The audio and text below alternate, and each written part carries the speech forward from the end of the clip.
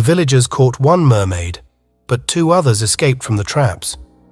They kept the captured mermaid as a prisoner and left their village to live in another one by the sea. But everyone was still scared, and the time passed. Zuri, a child, has always been warned not to cross the river at night. The elders said that the mermaids who lives in the water would tempt innocent children with their attractive voices before stealing them away. Zuri didn't believe in such stories. She assumed they were only meant to frighten her and prevent her from exploring the world. Zuri decided one night to walk out of her hut and see what the river has to offer. She took a lantern just in case and walked to the bank. She was careful not to make any noise because she didn't want to wake her parents or the guards. When she reached the edge of the sea and looked around, she saw nothing but darkness and heard only the calm rush of the river. Zuri shrugged and wandered along the beach, hoping to discover anything interesting. She quickly found a little boat hooked up to a tree. She climbed inside and opened the rope, and decided it would be great to row a bit and see what was on the other side of the river. She took the paddles and pushed off. Zuri felt a breeze on her cheek and a thrill in her heart. She smiled and murmured a song under her breath, not noticing the tiny splashes behind her or the glimmer of scales in the moonlight. She didn't notice the shadows moving beneath the water or the pale hands reaching for her. Zuri realized her mistake too late. She felt a sudden tug on her leg and an intense pain in her ankle. She shrieked and dropped the oars. She looked down and noticed blood in the water. She noticed a set of sparkling eyes and a mouthful of teeth, and saw a flickering tail and a hand grabbing her. It was a mermaid. Zuri attempted to fight back, but it was ineffective. The mermaid was more powerful and faster than her. She dragged her into the sea, disappearing into the depths. Zuri's lantern sunk to the bottom. Water filled her lungs, cutting short her cry. Her life was over. The next morning, the villagers spotted the boat drifting down the river. They looked for Zuri, but couldn't find her. They understood what had happened. Everyone knew the mermaids captured her. They cursed the mermaids and promised to never go near the river again. But the mermaids didn't care. They got what they wanted. They had a new baby to raise on their own. The people established a new village on higher ground, out of reach of the mermaids. The villagers thought the mermaids would forget about them and leave them alone. But they were wrong. Mermaids appeared again one night, when the moon was full and the tide was high. They crawled from the river and slithered into the village. They walked quietly and quickly, avoiding the guards and dogs. They looked for the huts where the baby slept. Mermaids discovered them simply by following their screams and smells. The evil mermaids jumped into the huts and took babies from their cradles. They didn't care if the babies were male or female, healthy or sick. They just worried about their youth and innocence. They placed them into their sacks before dragging them back to the river. The mermaids did not spare a glance at the parents, who awoke and shouted in terror. The mermaids reached the river and dove into it. They swam away with their treasures, laughing and singing. They only cared about themselves. The mermaids returned to their aquatic kingdom and greeted their new babies, and gave them new names and outfits. They taught them about their language and culture, fed them both food and blood. They turned them into mermaids. The next morning, the village was in chaos. The parents of the missing babies were upset, looking everywhere for their loved children. The village elders brought together to discuss what to do.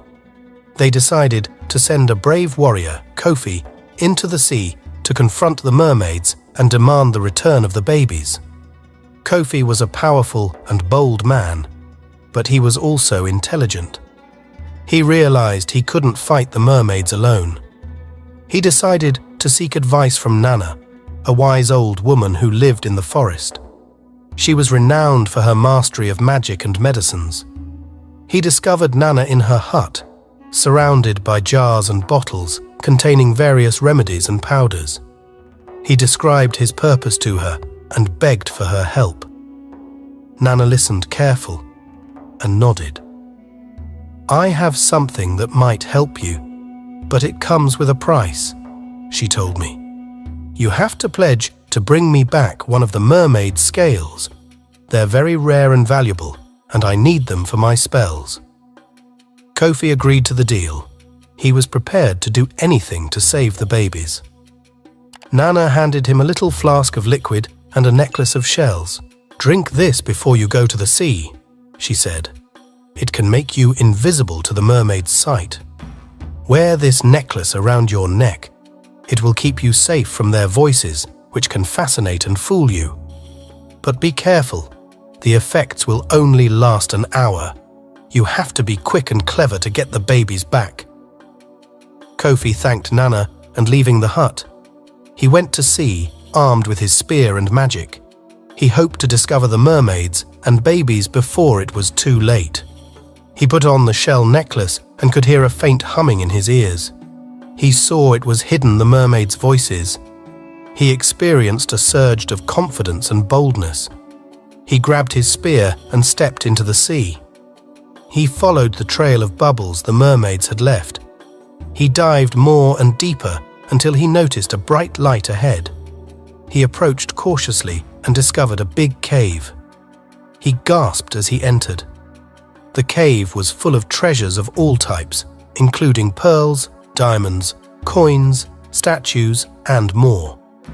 He also noticed the mermaids swimming around and engaging with the babies. They appeared ignorant of his presence. He looked for a way to get near them without being recognized. He noticed a massive clam shell that he could hide behind. He moved towards it, then hid behind it. Kofi felt a sense of sympathy for the mermaids. She appeared to love the baby as her own. He wondered if she was aware that the baby belonged to someone else. He decided to try.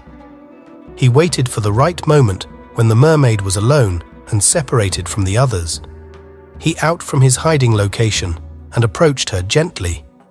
He held his spear in a non-threatening manner and spoke quietly.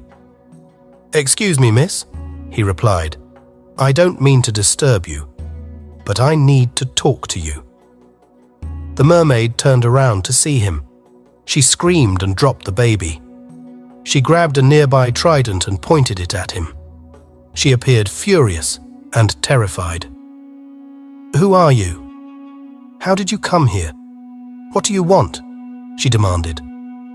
Kofi raised his hands, attempting to calm her down. "Please do not be terrified. I am not here to hurt you. I'm come to ask you a favor. A very important favor." The mermaid narrowed her eyes and stared at him. "What favor? Why should I listen to you? You are a human being and an enemy. You have no right to be here. This is our home and shelter. You're intruding and assaulting our privacy." Kofi shook his head and murmured, "Yes, I understand, and I apologize for that. But I have a valid explanation, a really valid explanation. You see, the baby you are holding is not yours. She belonged to someone else." The mermaid looked at the baby, then at Kofi. She seemed confused and curious. "What do you mean? She isn't mine. She's one of us. She's a mermaid. She's got a tail, fins, and gills. She can breathe underwater and swim like a fish." The mermaid stared at Kofi, confused and angry. "That is a lies, a huge fraud. You're lying to me. You're attempting to fool me. You want to steal her from me." She tightened her grasp on the trident, preparing to attack him. Kofi realized he'd made a mistake. He had overestimated the mermaid's commitment to the baby. He had wasted his time and his opportunity. He had to react quickly and fight back. He wanted to get away before the other mermaids spotted him and joined the chase. Kofi grabs the babies and escapes. However, he was too late. The mermaid's scream had alerted everyone. They were furious when they spotted him running away with the babies. They wanted to stop him, kill him, and take the babies back. Kofi remembered the shell necklace Nana had given him. He wondered if it had any other powers except quieting the mermaid's sounds. He decided to attempt something.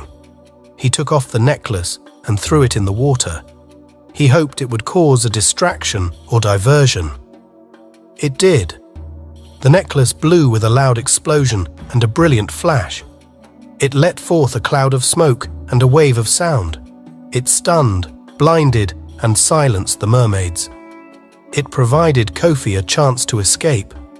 Kofi took advantage of the chaos and swam as fast as possible. He reached the surface and inhaled the fresh air.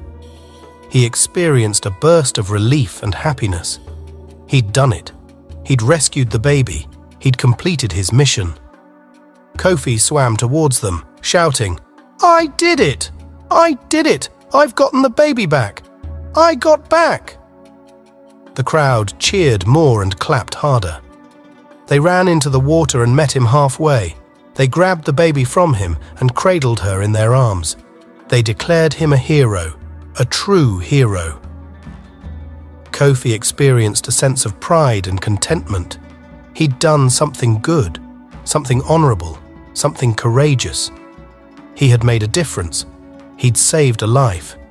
He gazed out over the sea and saw the mermaids. They had recovered from the shock and were enraged. They screamed, hissed, and spit. Kofi felt a stab of anxiety and regret. Please like and subscribe to our channel. Thank you so much for all.